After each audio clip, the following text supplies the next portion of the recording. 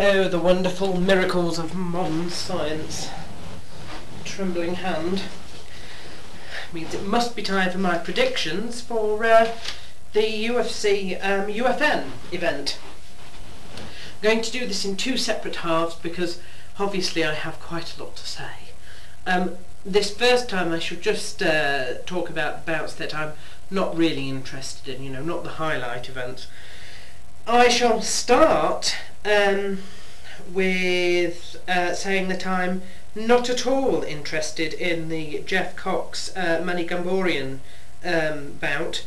I don't know Jeff Cox at all, and I don't care for Manny Gamborian, to be honest, so that's not a very interesting one. The other bout I'm not interested in is the Gray Maynard Frank Edgar fight.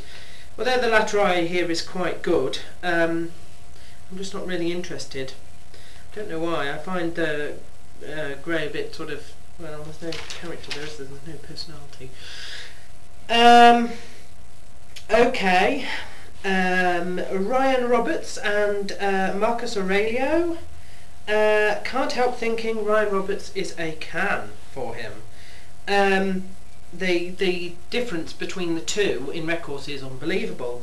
Maybe not surprising because Aurelio is a Pride superstar, although other than beating one of my friends, Luke Cordillo, last time, before then he had a 3-fight loss streak.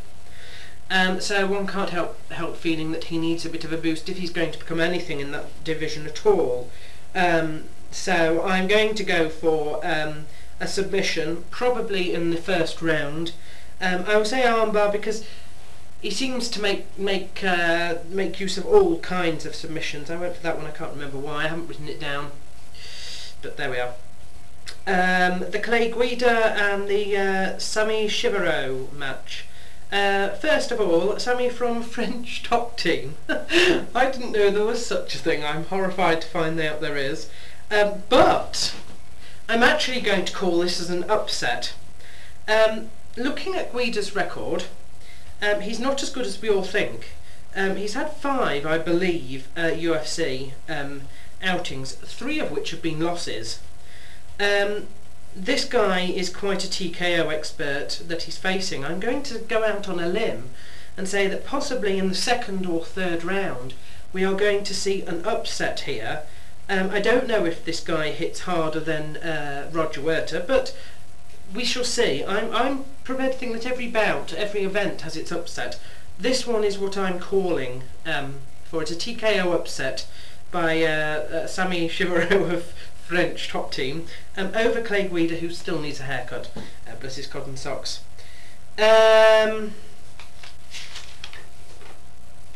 Josh Neer and Din Thomas.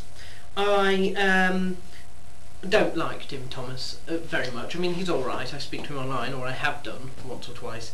But I shall never forgive, call me immature, but I shall never forgive the fact that he submitted Jens Pulver by some nasty sort of heel submission years ago and made him scream. It's had a profound effect on me. I don't like him. So it's just as well he's facing Josh Neer, who happens to be a MFSer.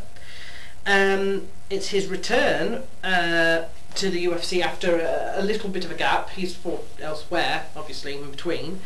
I would just, my best advice to him is watch your ankle for goodness sake. And Din Thomas is known to fail to a choke. How I would love to see Josh Neer choke him out. Don't think it's going to happen. I shall go for decision. A Josh Neer win by decision over Din Thomas, but one can never tell. Houston Alexander, James Irwin, or Irvin, depending on how my writing is, I'm not quite sure. Okay.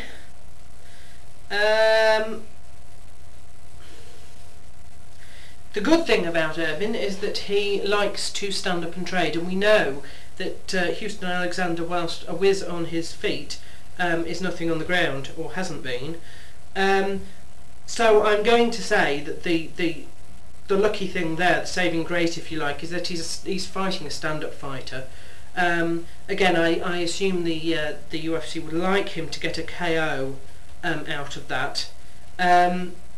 He is lacking in record, but I'm still going to call a KO by Houston Alexander, probably in the first or maybe second. That might be a bit dicey depending on whether Evan is taking him to the ground by then or not.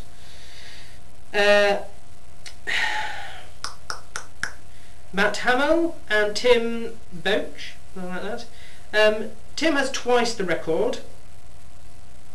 His only loss is by decision. But Hamill, I'm going to go with Hamill by decision for this one. He's not been subbed before. Hopefully Boach can't do it. So there we are. The other matches I shall leave for my, because I'm more interested in them, may want to speak longer.